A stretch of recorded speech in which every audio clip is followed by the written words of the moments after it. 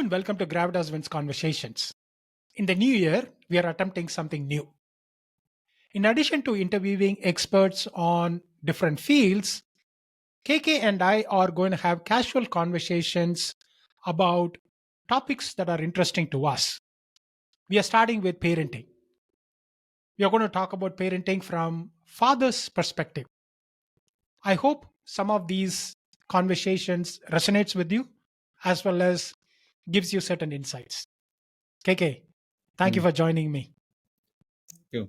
Thank you, Joseph. I'm excited about this journey together. Yeah, new year, new beginnings. New year, new beginnings. Absolutely.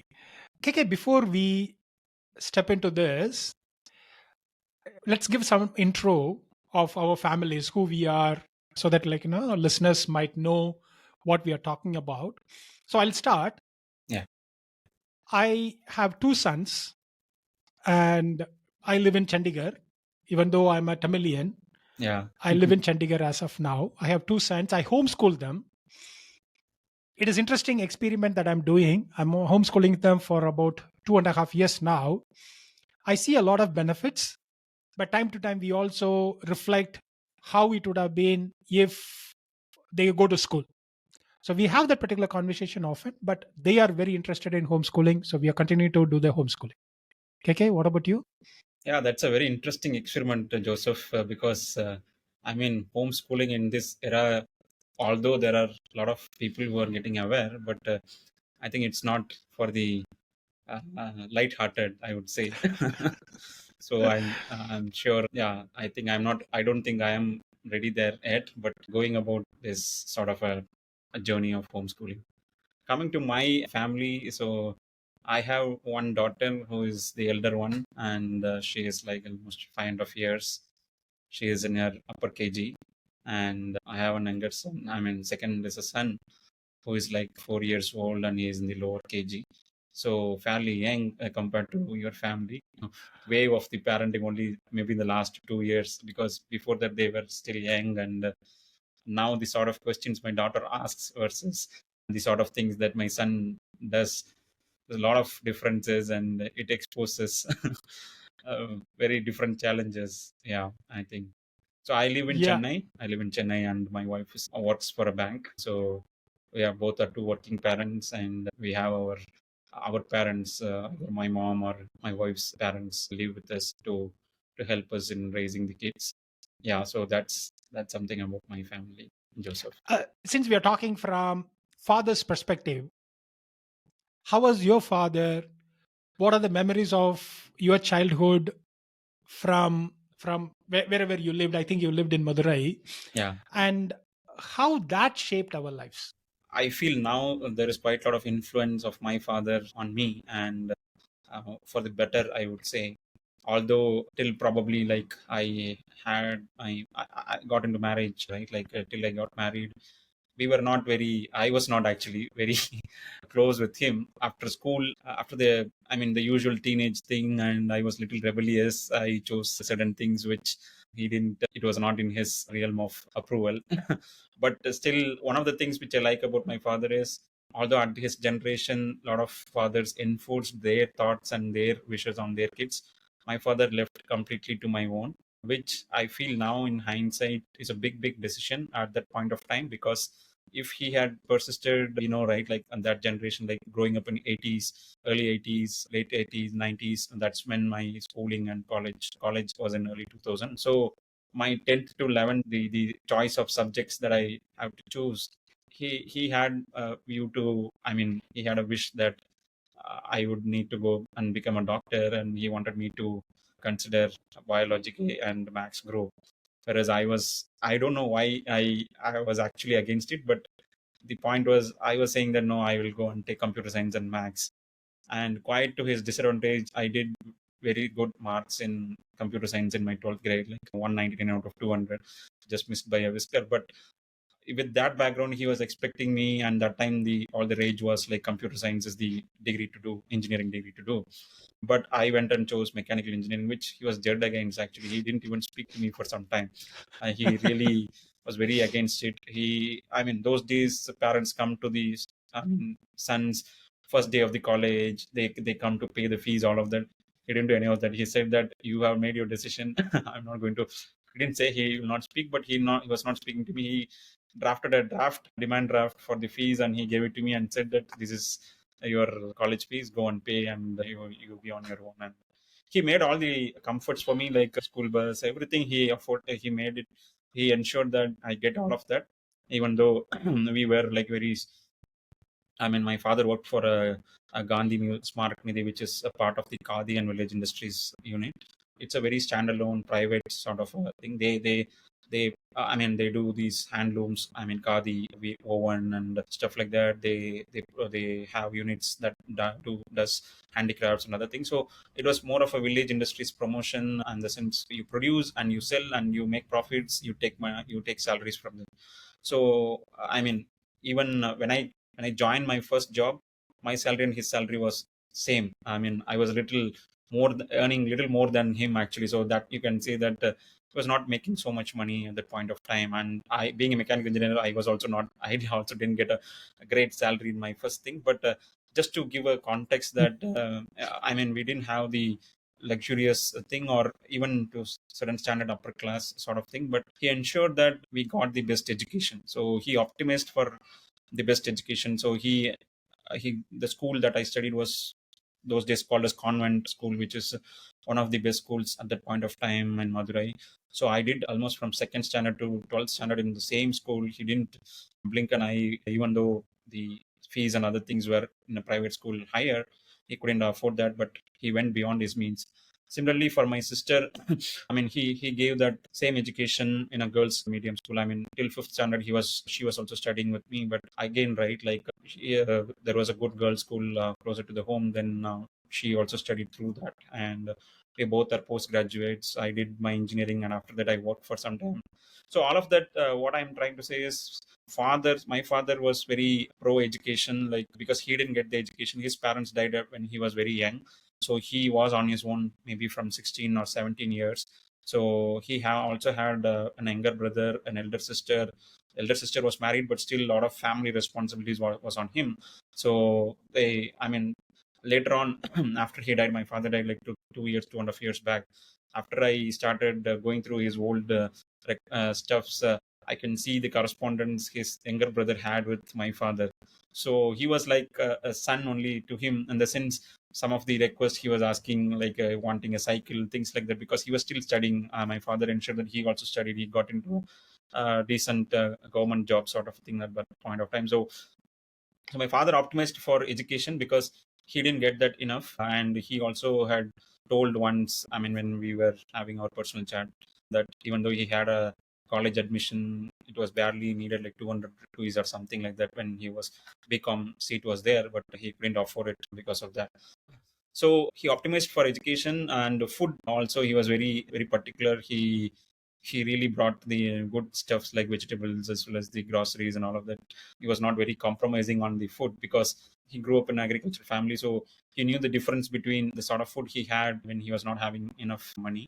So food also was not at all a problem, in the sense, although we don't go out and eat all of that, but home food, we had the best stuff that I can think of at that point of time.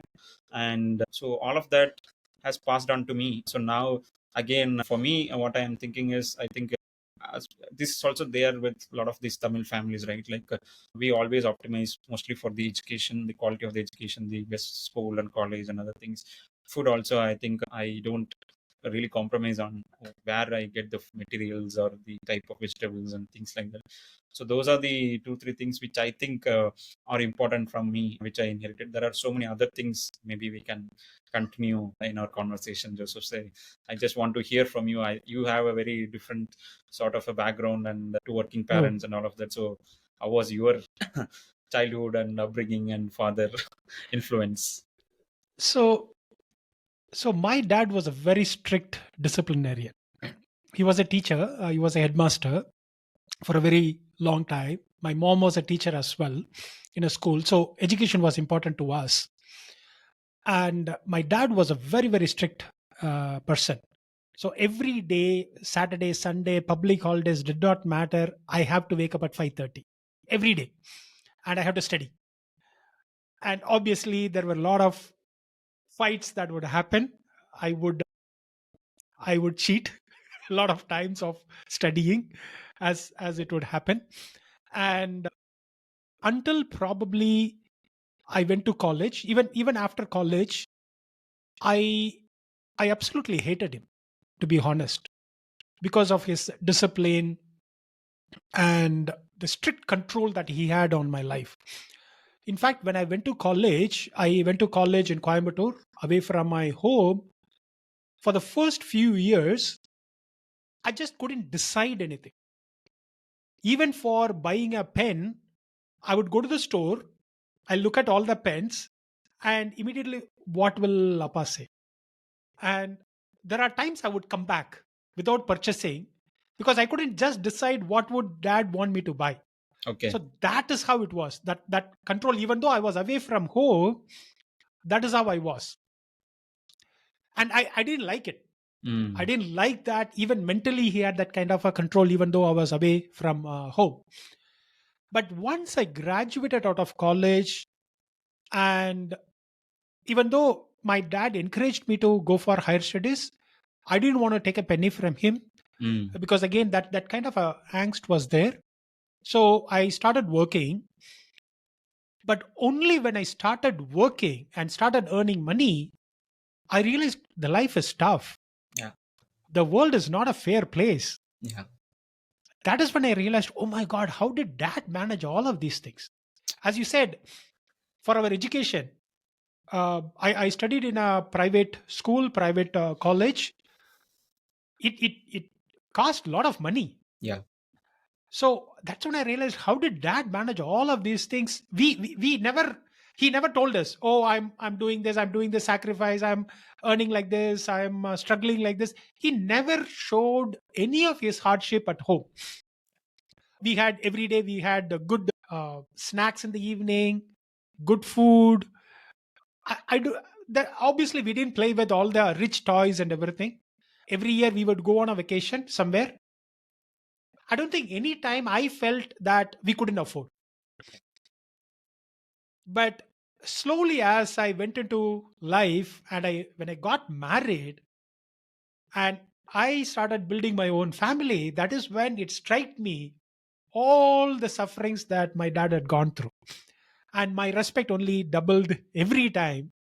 Every milestone that I had in my life, my respect would double. When I got the job, when I got married, when I got my first kid, when I got the second kid, when I had to decide where to live, each of those times, that's when the respect for my dad improved, doubled. As they say, first it starts with idolizing your father, then he demonizes as an adult, and then he respects his father. True. So I went through that particular stage, and now thankfully he still lives. So whenever I meet him, I go and talk to him as much as I can. I even sometimes record our conversation. I record a conversation that they have with my kids. My kids are a lot more privileged in the sense that they have a grandpa with whom they can talk to. So I record all of that. So some of the things that I learned from my father is, one thing is the quality of education that you talked about. That's one thing. Discipline. Even today, I wake up at 5:30. My wife doesn't like it, but I wake up at 5:30 every day, and then that is one of the huge benefit for me. True. Before the world wakes up, I could get a lot of things done, and I have a momentum in the day. Yeah. That's the practice that he put into me, inculcated in me. So the discipline, education, I still read, learn every day. All of those things are put forth from him. And how to be a good citizen. That is something that, again, he never talked to us, this is how you need to live, this is the purpose of life, this is what you want, yada yada yada. He never talked to us, he never preached anything to us at all. Yeah. But he showed it by his walk. And so he would be there for any of his friends. So we talk about networking. Network is your net worth and everything. He would write letters to all his friends. He will go and attend weddings and kids' birthdays and whatever, any of those kinds of stuff. So you would go and attend all of those kinds of stuff. So so those are the things that I learned. As I said, I have gone through that particular stages of idolizing him, Mm. demonizing him, and then respecting him. So that's what I have gone. Now tell me, KK, so Mm. how does that reflect in your parenting style? Whatever that you learned from your dad, how is it reflecting in your parenting style? Yeah, so I before that, right, like I think we both have gone through the same journey, like idol, then demonize, and then we get inspired from them. And one point which struck me, what you said was, which I also had noted down was, I mean, which I'm starting to apply now to my kids. That's the answer also to that. So you can say whatever to them, but that's like out of 100, maybe they'll take like two. But Yeah. they are observing you all the time, and they are really all ears. I think how we behave, how we talk, what we do, where we go. I mean, things like that, right? Like how I talk to my wife, how I talk to my parents, how I talk to my in-laws, how I talk to them, and how I talk to my other friends in over phone and things like that. So we don't know what goes into their mind, because after like 2 weeks, maybe some incident, something I might have done, and my daughter will come and do something similar to what I did. And when I tell her that you should not have done this, she will say that you are saying that. I was like, I mean, this is a big awakening call. Probably I got only now. She is like, why? I mean, once you start speaking, then they start reflecting a lot of things, right? Because earlier they were not so speaking. I mean, my son still is not so, I mean, evocative as my daughter yet. But the point is, both of them, I see that, okay, I think it is one thing what we say to them and what we ask them to do, and what we also say that don't do all of that. But the other thing is, it's better you do what you're expected to do. I mean, how they you want them to behave. Yeah. I just recollect, because I'm studying a book of Gandhi, and I grew up in the Gandhi Museum. So his one statement used to be there across all my father's offices and his plays and other things. My life is my message. So that's very Mhm. simple. So I think that pretty much summarizes what we want to transfer to our kids. We have seen it from our fathers; it has transferred to us, and I don't think why it will not transfer to that. And we are already seeing that. I already see that. Okay, my kids behave the same way. What I or my wife or whoever they are observing, whatever their reaction is, they just are mirror image. So I think that is one hard thing which I learned, maybe after 5 years into the fatherhood. But I think True. it's better late than not. They say, Absolutely, absolutely yeah, right. I mean, we are continuing to learn. So, as you say, my life is my message by Gandhi. In the corporate world, also, we are talking about being a men of, because we both are men. I'm going to use this particular nouns. Be a man of your talk, yeah, walk the talk and talk the walk. For a very long time, you don't understand that, because true. you talk what is acceptable, what will make you popular, and so on and so forth. But that is not really you. You, That's yeah. not that's Or not at what least is. that's not how we behave when we are in that Absolutely, situation. But we expect our absolutely team members, our colleagues, our managers to behave the ideal, true. so-called ideal Ideal, ideal responses, right? thing. Behavior. So at home also, as you rightly said, is that you would say something, and we mimic. Yeah, We all mimic, and kids are the best mimicking agents. correct. They will mimic their father, their mothers, and whoever is in the home. It could be grandpa. If in your case, you are privileged, your kids are privileged to live under the blessings of their grandparents. So whoever they are interacting with much, they are going to mimic. Yeah, They can say whatever they want, but they are going to mimic how they behave. exactly. So that is one thing that I realized. In my case, mine is a little late marriage. I got married at 33 or something. So I was, hopefully, I was a little more mature than otherwise. I realized if I want my kids to treat my wife properly, Yeah, I have to treat her properly. true. In my case, it becomes a lot more easier because her name is Queen Rani. So I would treat her. I mean, I have to treat her like a queen, Going. and it became a little more easier for me. But I realized kids are not going to obey Mm, what I'm going to say, but rather they are going to mimic what I am doing. So it puts a lot of pressure as a father. If you really want to do this in a proper manner, it puts a lots of pressure. So Yeah. which means you have to pick and choose what you want to do, Yeah. not really uh, put your hands into too many things and then falter in many things. Rather pick up few things, do it well, because it's going to put a lot of stress on you, emotional stress. Do that well, so that the next generation, you're a blessing to them, and they are also growing up in a proper manner. Yeah. So we I you talked have about. Yeah. one thing to ask Joseph. So because Yeah. this could be a little out of syllabus, because you talked about the timing of marriage, right? So I got married a little ahead of you. Like I got married at 30 years, maybe you're 33. But my kids, we got our kids first kid at like when I was like 35 or so. So do you think like the age, because you said maybe you are a little wiser because you married at 33. I still don't take that, because I mean marriage is one thing. Even that is like very tentative. You learn on the go, like how you manage that relationship, all of that. But then fatherhood, do you think that you being little more aged and other things? I mean, I'm not saying you per se, you, but if we get married a little late, or we get our kids a little late, things like that, the other social other things are also there. But let's just stick to the age factor to the fatherhood and parenting, right? Like, what are your thoughts about that, right? Like, because I still feel that I'm not ready, even after 5 years so of my first kid and second kid. So, yeah, just wanted to hear the. so so I think about this a lot. I was born to my dad when he was a lot more younger. So by the time he was 50, he Mm, was still working. I had graduated. okay. And when we got married, when my sister as well as I got married, for both of our marriage, he was still working. Mm, So we got married before he retired. sure. In my case, that's not going to happen. So I'm always aware of that. But so that's on one side of it, one side of the story. Second, men, in my opinion, I don't have conclusive proofs here, but I have studied in multiple places. Men mature much slower than women. So our wives become a lot more mature than us.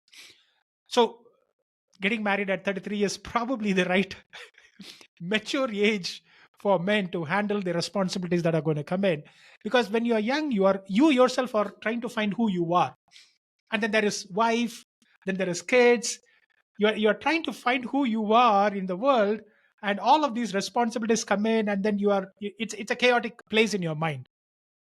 In my case, I think by 33, I knew who I was or whom I wanted to be. So that helped me a lot. So my answer to you is two parts. One, in my case, I think I had achieved some bit of a maturity by the time. So it helped me, in my opinion, to raise my kids in a little more mature manner rather than beating them. And there's always a fight at home, disciplining, and all of those kinds of stuff. So I was a little more mature in handling that. But I always wonder what's going to happen when I hit 60, when I'm retired, and when I'm going to retire and he's still in his 20s, late 20s. Will I be able to support him and all of those kinds of stuff? I'm because I know that's the reality. I'm trying to do what I can for both the boys, but that is something that I keep thinking about. That I'm not stressing much on it, but that is something that I think about. So that's what I would say. I think men, if see, I think it all depends on, rather than the age as such, how mature they Mature. are, Yeah. how Maturity. mature men are. I think more and more when I watch the next generation that comes in, I see a quite a bit of a maturity even within Indian circle. There is a Mm, lot of maturity I see in the even younger generation yeah. because of the exposures and everything. See, you and I, probably the exposure that we had was from our fathers, from our own family, extended family, the society that we lived in, Yeah. and most of our thought process was shaped by movies that we watched. True. But today's generation, they see the world. Yeah. So that's a negative side to it, but there's also a positive side to it. So I think they are getting matured a lot more faster. Mm. But again, in my opinion, it is the maturity that matters and not the age that matters to be a dad or to be a parent. Thank you. That's going to be useful for a lot many people. See, I think Again, it also the depends upon how everyone perceives maturity. But I think that's a good point, Joseph. Like what you made, how mature we are, and how self-aware we are also is something which is important. I think with the yeah. sort of parenting style and how you treat your kids and things like that. See, I think you touched upon this particular point well, KK. How self-aware you are. Mm, Do you know your own strengths and the limits? yeah. And so that leads me, interestingly, if I may ask, what is the kind of impact that the society around us and friends around us have on our parenting? Do you have any thoughts on that?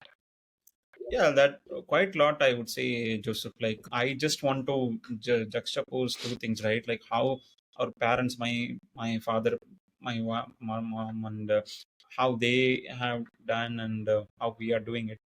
I think as a generation, for me at least, I see from my point of view, we are also too much influenced by our peers and society and other things in the way we do things, right? Like I mean, again, right, like coming to your point, one of the point that you mentioned, it's not just the kids, it's also the parents who are now exposed to quite a lot of things. Of course, kids are little Mm, more younger when they're getting exposed, but I think the dilemmas we face, we go through, are going to be, I mean, are two different levels, but we also go through the same thing, right? Like it could be as simple as like how you do the birthdays for your kids, right? Like now it has become a mm. really a big thing. Like my kid, both the kids, right? Like they have plans.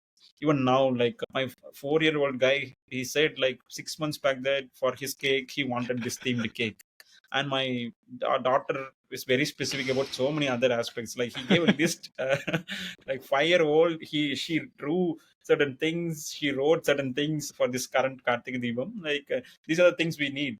It was not, I mean, as such, in the religious realm, those things are not needed. But in her mind, she has visualized that okay, Kartik Deepam means we have to do all these things. You need balloons, you need this, that, and stuff like that. And same thing with the, I mean, you can imagine for Kartik Deepam, she is going to that extent for the birthday. She is having her own plans and other things like. And I'm now realizing, like yesterday only, she was talking. There was one small thing that has happened in her school. There was a birthday for one kid, and she has given some cupcakes, sort of chocolates, and some gift sort of things, some pencil and other things. Because in a class for her, they have given one piece, one pencil, and a chocolate. So on the bus, they come together. My son and daughter. My daughter, son is younger to her. So she has started speaking about this pencil, the gift that she got, all of that. My son, immediately she got on from the bus, he was starting to cry like, I didn't get that pencil, I need this immediately, why I didn't get the pencil, things like that, right? Like see, imagine this was a decision that somebody else has taken Yeah. to give a written gift to her kid or their kid, and this sort of present and other things. But it is impacting in a family when two kids are there, one kid is getting something, because at Yeah. least as parents we know whenever we go out we try to get two identical gifts for both the kids so that there is less friction between them, one wanting the other and things like that. But these are things which we don't control, it is not in your, I mean, control area, right? Like so I think all of these are getting influenced, right? Like I mean, if the kid, I mean, if other parents are doing certain things, I mean, in the place where I live, if one family is doing a little lavish parties and other things, residents, so we go, and next time my kids will ask, okay, we need to do this, and we will also be pressured that okay, we have gone to them and we have met them and this that, so now we also need to do the same thing, right? Like of course there are things that we can afford compared to my father's generation. A lot of things I can afford now. It's not a matter of affordability, but it's a matter of like what sort of values and what sort of Mm, things that we give as priorities, right? Like yeah. tomorrow, I mean, given the economic situation, we never know like what sort of things will happen, and whether all the things will remain the same, whether we'll go up, down, things like that. But the point is, because I started at a very low salary package, or where I lived, and my father's, I mean, situation, the overall environment that we grew up in, we are very, at least I'm very contented with a lot of basic things. I don't really need an iPhone or a MacBook or things like that. I'm okay with as long as certain things are being done. I'm fine with that. So, but we can't expect. I mean, the current environment or the current peer group that we have, the society, I don't think that's giving us any liberty to do the same thing with our kids, right? Like, what are your thoughts on that? So, so one of the things that I that there are few principles I return to often. One of the thing is mimetic theory. It is by Peter Thiel made it very famous. It is by Rene Girard. I keep going back to it because we're all mimicking agents. We mimic others, right? We copy. We are clones of others in our desires and everything. In our case, in my case, I think I'm a little bit lucky because I live in Chandigarh. I don't have any family around me. What I mean is sisters, cousins, uncles, and aunts, and all of those kinds of stuff. So our going out for parties, these family parties, I mean, is very limited. So I'm not going for cousin's birthday and then somebody's wedding, and that's very very limited. Probably in a year, I'm going once or twice. So for the kids to get exposed to these things is minimal. So for them to and I homeschool them, right? So to get a to get these kinds of influence from school is also limited to a certain extent. Of course, they get exposed to other places. When you were talking about your daughter planning things for Kartike Deepam, I was only thinking of my younger son. So his birthday is coming in February, and he's already planning what all he wants to do.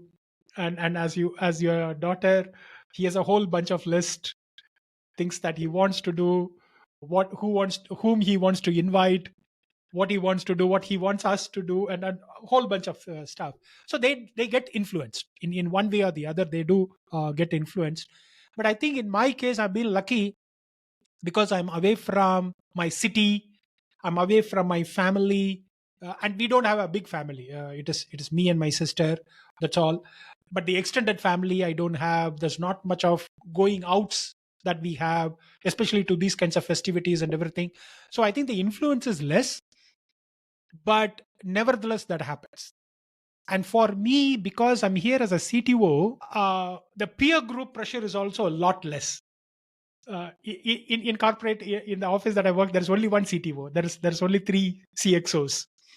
So the peer pressure is also a lot less for me. But when I was in Bangalore, when I was working there used to be a lot of peer pressure. Obviously, how everybody's dressing, what cars that they are driving, what kind of house that they live in, what kind of investments they are making, all of those kinds of stuff put a pressure on you. But somehow I escaped it. Now in the last 15 years or so, I have escaped it. So I wouldn't say there is no peer pressure, but there is a peer pressure. To a certain extent, I've been able to escape it out. So in that, I think I'm lucky in that particular sense. You are getting lucky too many times, Joseph. Oh, my, absolutely. by I my mean, standards, anybody. by my standards, you are already too lucky. I hope I stay the same. Yeah, I'll talk to your daughter to pray for me in the next Kartike Deepam. she will do that. your She will add to that your list. dad says this. Yeah, your dad says this. Please pray for your uncle.